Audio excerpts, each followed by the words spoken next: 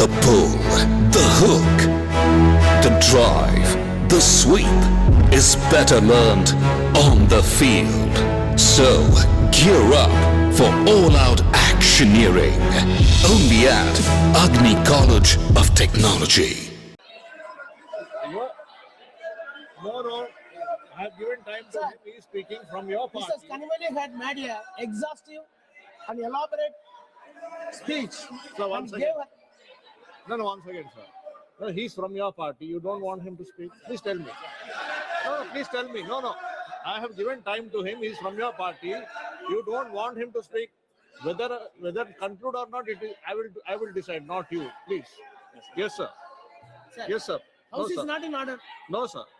It is in order, sir. If it is not in order, it is basically because of your own party. Sir, a detailed, elaborative speech that has been delivered by Mrs. Kanimali Karunanidhi from a party, where she explained the dubious activities, covered these 2 acts which has piloted this government. I want to make very small time to exercise my right. Sir, I never intended to take part in this debate, but I took a firm decision. I want to say a few words before this house after hearing the speeches of Home Minister and the Prime Minister. Sir, it is very strange. 2 bills having approved by the cabinet under the chairmanship of the Prime Minister have been placed on the table, and it is being under consideration, and both the 2 exalted executives, none other than the Prime Minister and the Home Minister, completely deviated from the substance and pith of the bill, and they are giving justification on the other diabolical ways. It is strange to the Parliament. Not only strange, I categorically accuse both the Prime Minister and Home Minister and this government together undermine the parliamentary democracy and parliament values. I will explain. Sir, our apprehension is, having heard the speech of the Home Minister, nothing will be done to the Tamil Nadu or southern states. What he says is, sir, our apprehension is Tamil Nadu will be put into trouble. But whereas the Home Minister says there will be an approximate 50% increase. Tamil Nadu suffers no loss. Kerala will have 30 MPs. It is an artificially created apprehension in the mind of the southern states. Sir, the apprehension in the mind of the southern states, not in the year 2010 or 2011 or 2026, the apprehension in the mind of the makers of the constitution itself, north and south divide. Sir, the states were formulated under the statutory provisions of the State Organization Bill. The states were organized by Dr. Ambedkar and other committee on the basis of the linguistic states. I think that I am correct.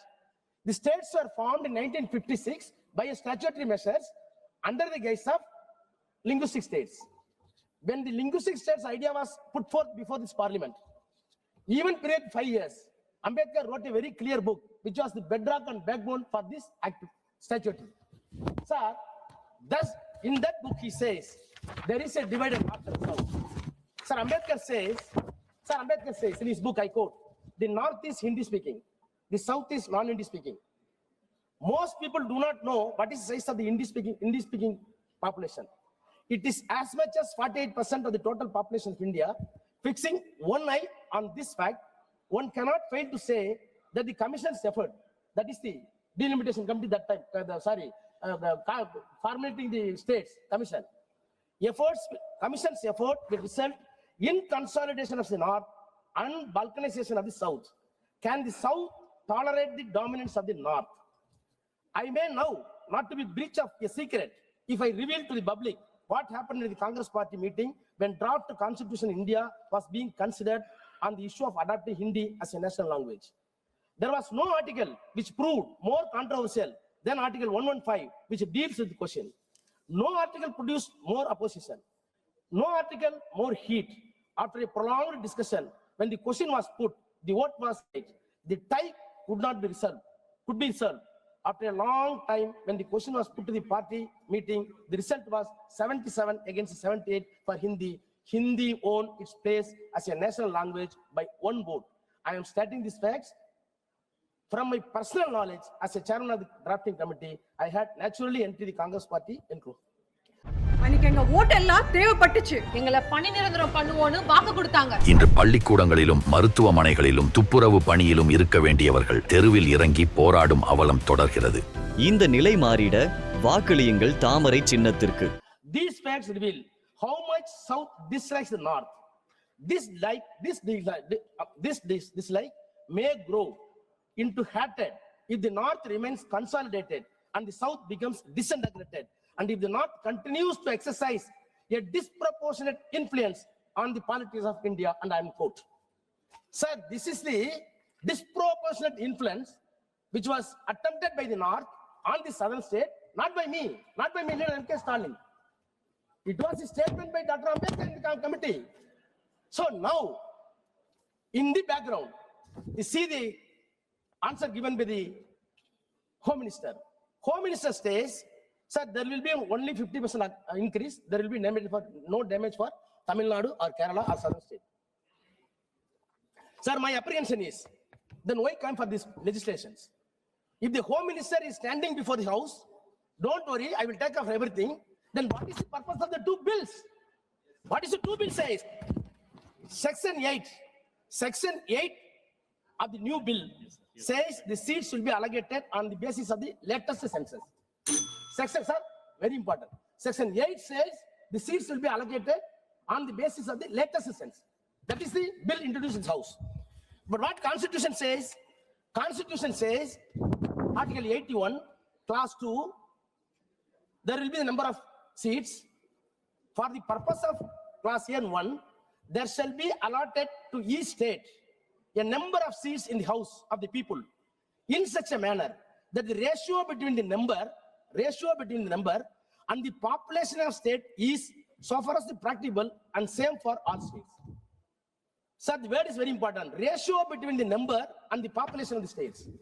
Constitution says ratio of the number between the number and the population of the state. Sir, I do not want to recall all the words of what happened in the constitution of state bills. When we formed the linguistic states, Ambedkar was very clear, according to G.P. Bant and other members, when we are forming the one state, one language, the reason is the language, civilization, culture, and all ethnicity values of the particular state who speaks one language, who adopted one culture, should be reflected in the assembly. All codification of laws and whatever the rules going to be framed, it should reflect the people of the state, since they are adopting their own language. If it is the collection of the state, is it not fair on the part of the government to take all the wishes of the states from the linguistic states? It should be collected. Please conclude. But whereas Prime Minister says, Home Minister says, don't worry, nothing will happen. But on the other hand, Constitution is against you. The present bill is against you. It is very strange. Number 1 and number 2 of this country is completely misguiding the parliament with wrong data without any reason. Sir, I conclude, sir. I conclude. In the name of women's right, Prime Minister wants to say we wanted to protect women's right. If anybody opposing this bill, they will be anti-woman. Sir, in the name of the women's right, the government is going to promote discrimination among the states. By the discrimination, you want to promote north-south divide. By this divide, you want to have a perpetual rule in the center. By the perpetual power, you want to establish theocratic state. By theocratic state, you want to impose one nation, one language, one culture. We will not permit your dream to turn into reality. Our state, our Chief Minister will not permit to the Tamil Nadu. We will oppose it. Thank you, sir. Shri Jayant.